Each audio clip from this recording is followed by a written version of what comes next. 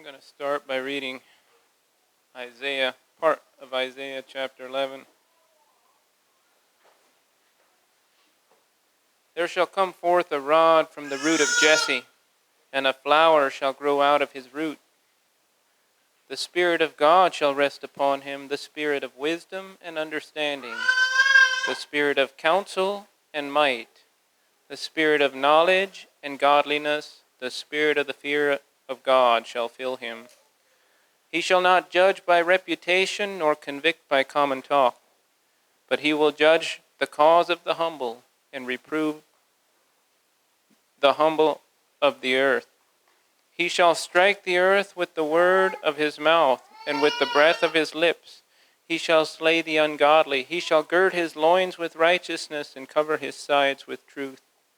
The wolf shall feed with the lamb. The leopard shall lie down with the young goat, and the calf, the bull, and the lion shall feed together. And a young child shall lead them. The cow and the bear shall graze together, and their young ones shall lie down together. The lion and the ox shall eat straw together. The nursing child shall play by the hole of asps, and the weaned child shall put his hand in the den of asps. They shall not hurt nor be able to destroy anyone on my holy mountain. For the whole world shall be filled with the knowledge of the Lord, as much water covers the seas.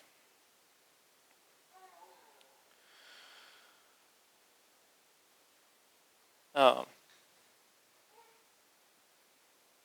just came across that this morning, and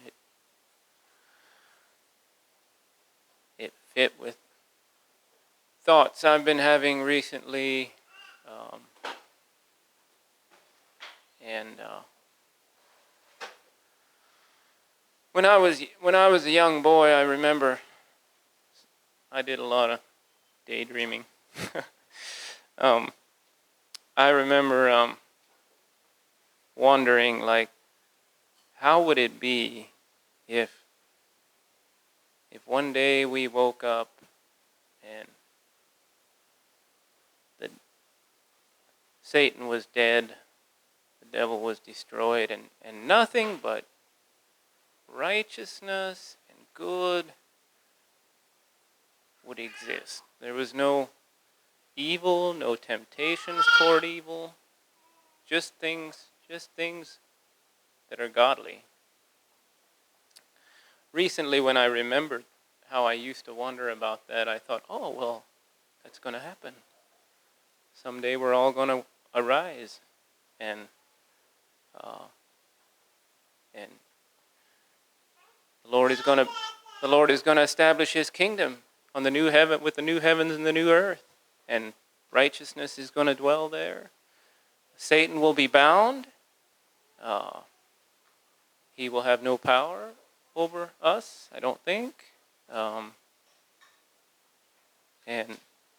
it'll be a place of good and godliness and righteousness. My thing that I dreamed about will actually come to pass. And the question is, as I am now here in enemy territory, you could say, what am I doing? What am I doing to get there? To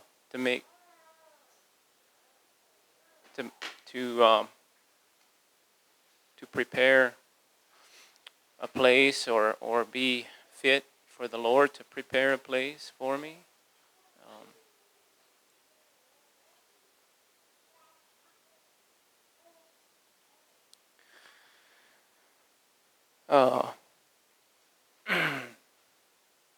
One of the other things I was thinking of the last couple days is, well, I had listened to a message, and then kind of looked into this thing that Justin Martyr had this dialogue with Trypho, a man that was a Jew, and I'm not even quite sure what the context of this part of the dialogue was. I think obviously Trypho was trying to deny Jesus, his lordship, I guess. And one of the things Justin Martyr said is he used part of this here in Isaiah chapter 11, where I think he was talking about how when Jesus was baptized, the Spirit came down upon him in the likeness of a dove, and the Spirit rested upon him. And I think there's maybe some other verses that talk, maybe even in the New Testament, that talk about like how the fullness of God was upon Jesus. Like if Jesus was the perfect image that the Father had in mind. He was, I heard somewhere, this was a while back, but someone explained the word logos, which is translated as the word, which is maybe as good as we can do, but the word logos means way more than that. Like it is like the ideal. It would be like if the Father had a vision or an image of what the perfect ideal would be, and then brought it into existence. That would be the logos, and that's who Jesus is. He is the fullness of what the Father expected man to be, or expects that he can be. Anyway, Justin Martyr was talking about this.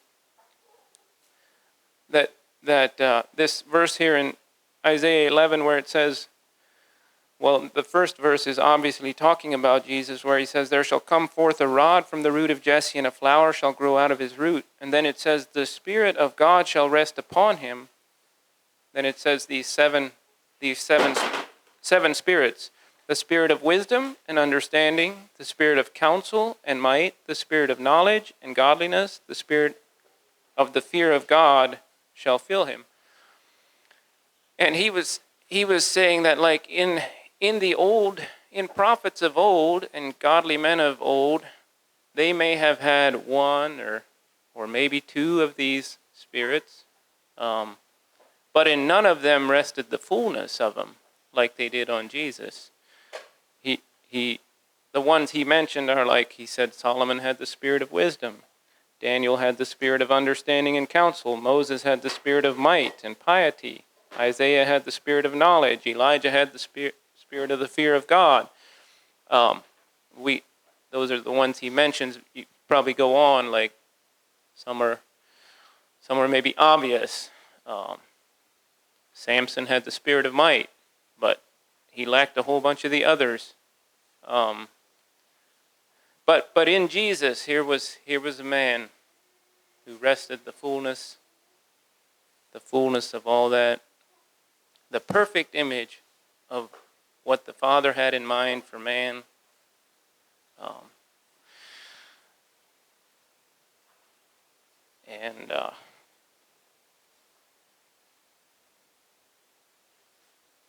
And I think we do well to,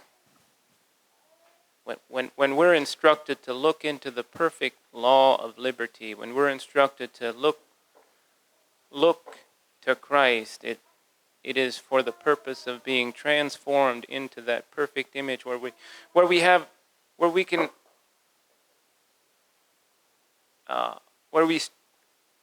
can be, or at least strive to be, or become this thing. And in some passages, like maybe in Romans 12, I think it is, where I would get the impression that he's at least expecting the church as a unified body to be that, a fullness of his expression. Like Jesus is the perfect and complete expression of love and truth, of mercy and boldness, of creativity and stability, of like sometimes you'll read through the Gospels and you think Jesus was just so nice and so gentle. And sometimes you'll read through it and think he was so sharp and he spoke so harshly. And he could do those things because he had upon him rested the spirit of knowledge, of understanding, of the fullness of what God is. Anyway, maybe you could elaborate for a long time on this thing. I thought of maybe just preaching a message about this, but I rather decided to just share a few of these thoughts and then open it up for brothers to share their own thoughts, either concerning that or anything else that they'd like to share. Yeah, some of my thoughts would be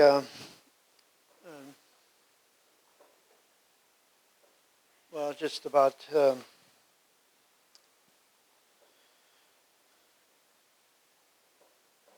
in being able to be a help to those that need help and in the church. I appreciate those thoughts. And I see in Proverbs 19:11, those with good sense are slow to anger, and it is their glory to overlook an offense. Isn't that a bit of a challenge? When somebody offends us to be our glory. It is their glory, I guess. Maybe it's not saying their glory in that, but maybe it's just saying it's glorious when somebody overlooks an offense. I'm not quite sure. But it would seem like, at any rate, it's a very good.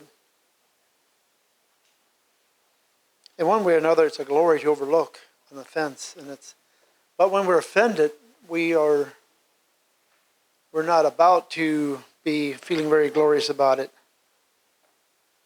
I think this is where humility comes in and makes it that we can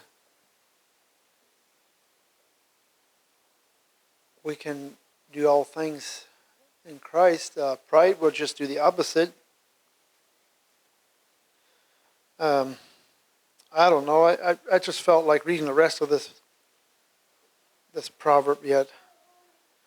A king's anger is like the growling of a lion, but his favor is like dew on the grass.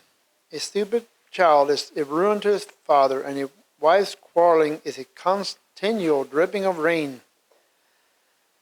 And verse 14 kind of caught my attention too. House and wealth are inherited from parents, but a prudent wife is from the Lord. Laziness brings on deep sleep, an idle person will suffer hunger. Those who keep the commandment will live. Those who are heedless of their ways will die. Whoever is kind to the poor lends to the Lord, and will be repaid in full. Discipline your children while there is hope. Do not set your heart on their destruction. A violent-tempered person will pay the penalty.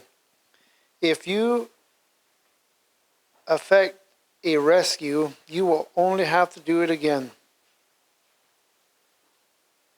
I puzzled over that effect. I wonder if it means like if you interfere with a rescue, it'll just have to happen again. I'm not sure. Listen to the advice and accept instruction that you may gain wisdom for the future. The human mind may devise many plans, but it is the purpose of the Lord that will be established.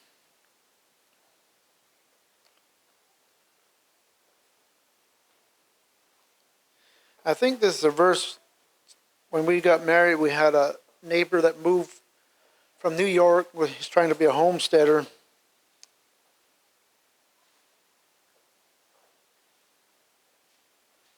Maybe this is an exact quote, though. There are many devices in a man's heart. Nevertheless, the counsel of the Lord shall stand. I think it's a little different one. I thought it's the same. It's something like if a man makes plans, but the Lord guides the footsteps or something like that. Verse 22, what is desirable in a person is loyalty. It is better to be poor than a liar.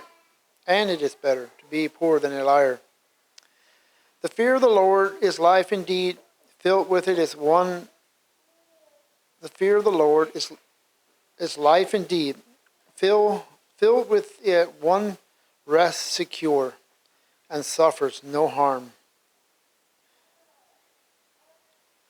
The lazy person buries a hand in the dish and will not even bring it back to his mouth.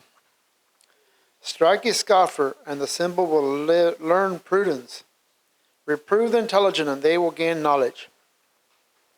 Those who do violence to their father and chase away their mother are children who cause shame and bring reproach.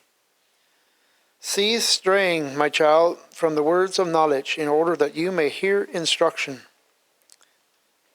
A worthless witness mocks at justice, and the mouth of the wicked devours iniquity.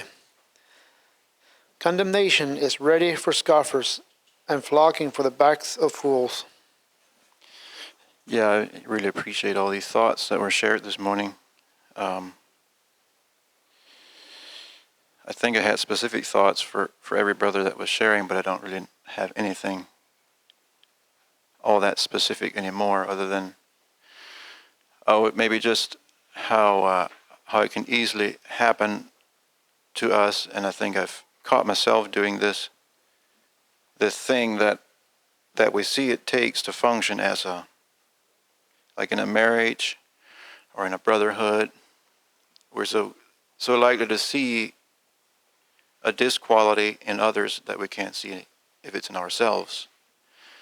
And I was actually reminded of that this morning. I was reading in Proverbs, and I realized that I highlighted that verse where it says, every wise woman buildeth her house, but the foolish plucketh it down with her hands. And I was just like, well, wait a minute, I don't know. I'm not sure why I highlighted it. Could have been that we were in a discussion, and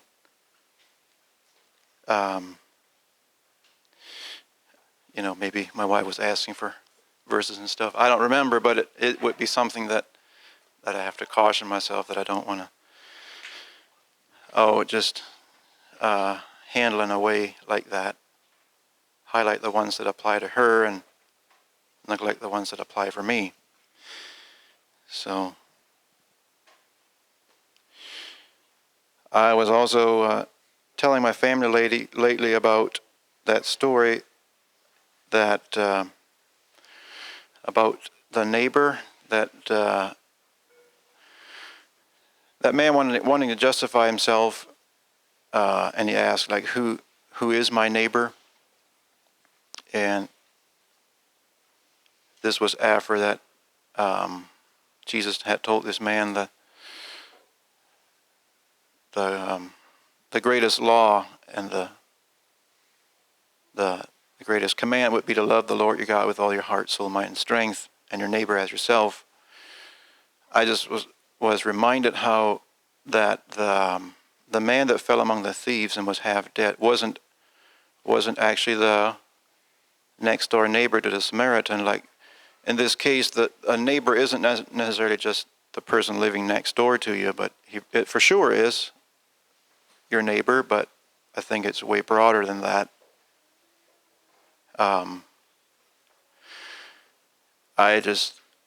I wondered if I don't think of it too much in that way sometimes, just the person next door. Even the German would describe it as something different. The German, if you translate it over, it would be something like the one nearest to you, which is way more broad than just your neighbor. So I guess that was kind of an encouraging thought for me lately, and I thought it might be an edification. I just wanted to share some of my thoughts from the last week, or a few weeks, I guess. Joseph recommended to me this past week that I read the book Uncle Tom's Cabin, which is a snapshot of the turmoil within the U.S. around the 1850s, the last real decade of legal slavery in the U.S. And it's just a book. It's an abolitionist book trying to bring out the evils of slavery even in what was touted as its gentlest forms.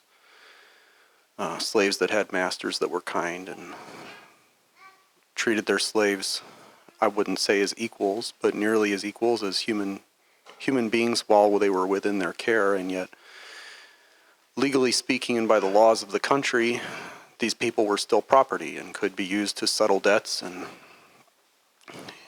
anyway, it's a book that just was, I think, designed and drafted to bring attention to this huge blind spot within the United States that was, I would say, a willful blind spot, a deliberate blind spot.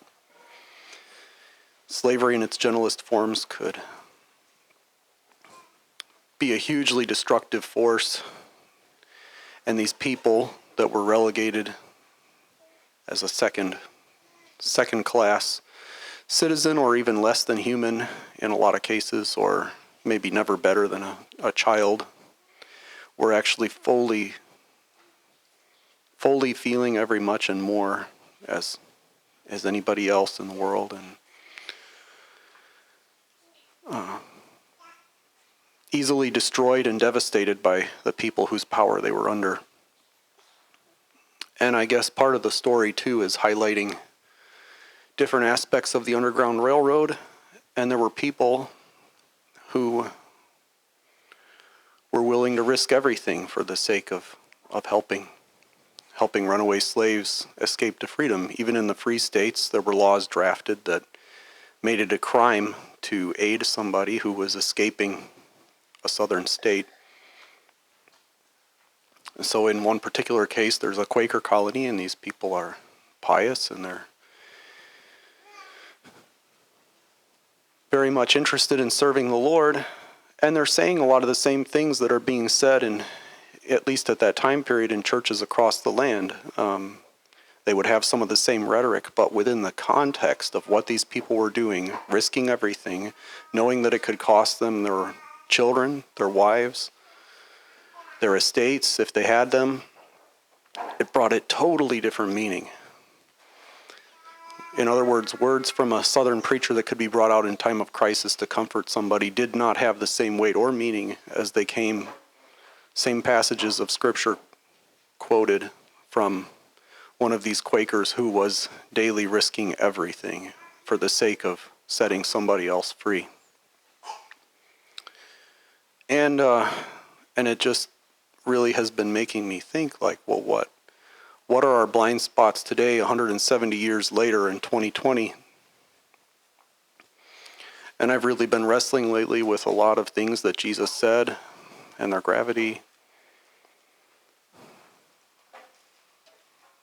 Things that I'm not sure I fully understand, and yet maybe in some ways are so simple that they're hard to grasp. And I wonder if maybe our one blind spot in 2020, there are many people, and back to the slavery idea, like a lot of these preachers, when I say a willful blind eye, we're quoting scriptures like "Cursed be Canaan" and I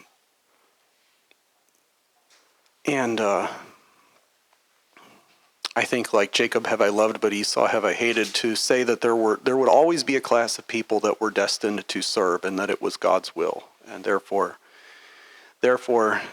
it's okay to be masters over these people and to enslave them. But then there are other scriptures that these same advocates for slavery would have no answer to, like love thy neighbor as thyself. And so what is it today? And I wonder if it's inequality. There are plenty of churches who would all understand righteous living, even as we would define it, and what righteousness is, and yet with an agenda, even if it's a subtle agenda, I feel like we can approach the scriptures and say, well, God said, through Paul, that God gave us all things richly to be enjoyed, and that God's favor comes through material blessing. And I just wonder how do you, those are scriptures, but they need to be reconciled with the things that Jesus had to say. So anyway, one thought I've had is I wonder, here in the U.S. or maybe any developed country the world over, I wonder if one major blind spot, if it was slavery in the 1850s, I wonder if one major blind spot today could be just inequality. That's all I have. Thank you, all the brothers, for sharing. Rick, I know you came in late, but if you have any, there's no main message. If you have anything to add and share, that's what we're all doing. And like Brother Max said, I'll just take it one step beyond Max. And Max, you're more intelligent than me, but his ways are unsearchable. So why try to rack our brains and try to figure out Ecclesiastes and the New Testament? We'll never find God. I mean, we can't put him in a box. His ways are too high. But that doesn't mean we're not supposed to keep trying to draw close to him and seek him. And God is not the author of confusion. This morning, when it was dark, I get up every morning when it's dark, before the sun comes up, and I ride a bike for a little bit, and I looked up, I see the stars. There's a couple of stars. The moon was really bright, and it just marvels me. I know Brother Joe, who's 5 years older than me, it marvels him when he looks up, and he's only 70, 73, like that. It's amazing. And they don't hit each other. You know, the planets, they're not, he's the author of order and not confusion. Things, and just a few other comments on the slavery issue. Tomorrow is Martin Luther King Day, and I'm just curious if any brothers would know what Martin Luther King said. He was a professed Christian, a Baptist minister. He said the most segregated hour in the United States of America is at what time? Does anyone know? What, brothers? The most segregated hour of, quote, Christian America, end quote. You got it. 11 o'clock Sunday morning. The black churches will meet there. The Hispanic churches will meet there. The white. It's not undoing Antioch. Antioch was the melting spot for Jews and Gentiles and all sorts of hodgepodge of different races. But he said the most segregated hour is Sunday morning, and that's not the way it should be. It's a sick mentality. So anyway. We should reach out to all races and have all races reach out to us as brothers and sisters. And two more thoughts. Brother Atlee started out, I've been crucified with Christ. In Galatians, I read that this morning, and in Galatians chapter 1, it says, to deliver us from this present evil world. And so if it was evil 2,000 years ago, and Paul says later, and times are coming where it's going worse, so it is getting worse and worse. But it's a great opportunity for the gospel. But I appreciate when Atlee was saying, I've been crucified with Christ, but it's because of this present evil world. We are in a fight, a struggle, and a race, and we must put on the armor of God, prayer, study, fellowship, take the Lord's Supper, evangelize, many other things, and love those commandments. And one of those commandments would be is to give. I know Brother Michael Ostringer, I pray that he'll find fellowship and a wife. He doesn't mind me saying that. But he's in Uganda with those filters for the Ugandans, and I guess it costs $35 for a water filter. They don't have the basic hygiene that we have of clean water and plumbing and basics. And they're just made in God's image like you and I, but they don't have it. And so I know they're not the Christian poor. Maybe some of them are. Our duty is to the Christian poor, not just the heathen poor, but we'll be judged by our Christian poor. I was hungry, thirsty, for my brethren, but I appreciate Michael trying to reach out to the poor in Uganda, and I think we should assist them as some of us are. And the last verse I'll just quote will be Jeremiah 15:16. It's an easy verse. Someone has put it to the song. I found the words, and I did eat them, and they became the joy and rejoicing of my heart. For I am called by thy name, O Lord God of hosts. And so let's chew on his word. Let's love his commandments. And by doing that, we get to love God. God loves us the way that it's reciprocal. But we love first. We love because he loved us first. The Lord be magnified.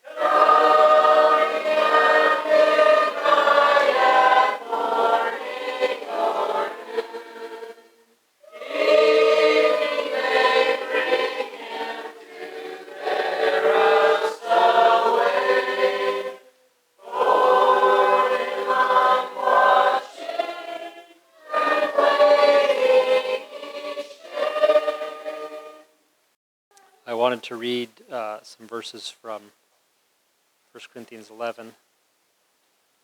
I'm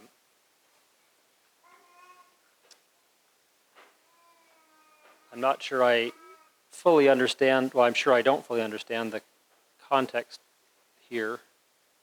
It's the second half of the chapter, and there's some sort of division there in Corinth. He already kind of talked about that earlier, but it seems here it has something to do with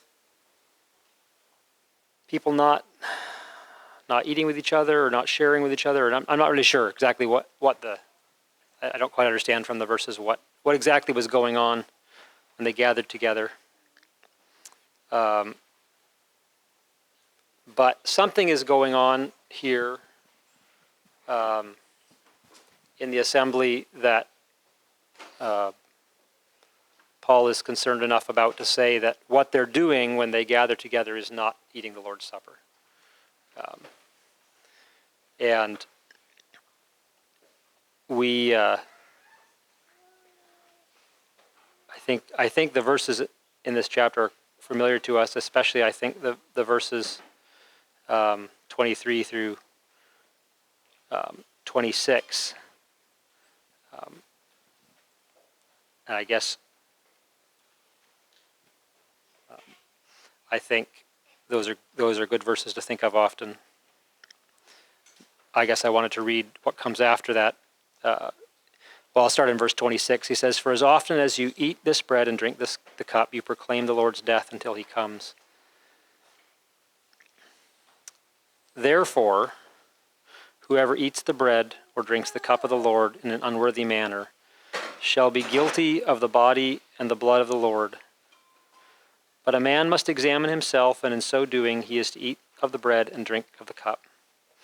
For he who eats and drinks judgment to himself if he does not judge the body rightly. For this reason many among you are weak and sick, and a number sleep. But if we judged ourselves rightly, we would not be judged. But when we are judged, we are disciplined by the Lord, so that we will not be condemned along with the world. So then, my brethren, when you come together to eat, wait for one another. If anyone is hungry, let him eat at home, so that you will not come together for judgment. The remaining matters I will arrange when I come."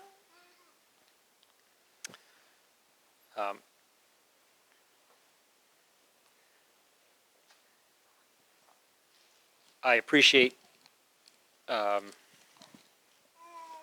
I think pretty much every time I've been here, when we take the Lord's Supper together, there's time given for reflection and confession, and I think that's good and appropriate. Appreciate that. And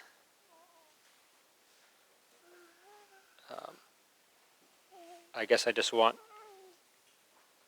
I want to encourage us to consider that what is being admonished here is more than just looking to see if we have any unrepentant sin in our heart, although clearly that's the focus. He says a man must examine himself, and in so doing he's to eat the bread and drink of the cup. But something here that I don't understand, and I'm not trying to teach what I don't understand. I think it's whatever Paul means here is he's saying it about as serious a words as he can say it. That whoever eats the bread and drinks the cup of the Lord in an unworthy manner is guilty of the body and the blood of the Lord. And then he says in verse 29, he eats and drinks judgment to himself if he does not judge the body rightly. And I think there's this personal connection with Christ in communion that I don't understand fully, but there's a reason why communion is not just a private practice. In fact, it's not a private practice. Not saying it would be wrong to take bread and wine and remember the Lord's death in private, but it's not what we do. It's not historically what Christians have done. It's been a corporate practice. There's something here there's something here in discerning the body that's more than just judging if I have sin in my life. I want to encourage us to be cautious, to ensure that we don't have whatever types of divisions are happening here in Corinth. That we work those things out as a priority, and not do what Paul is warning here to be guilty of the body and blood of the Lord.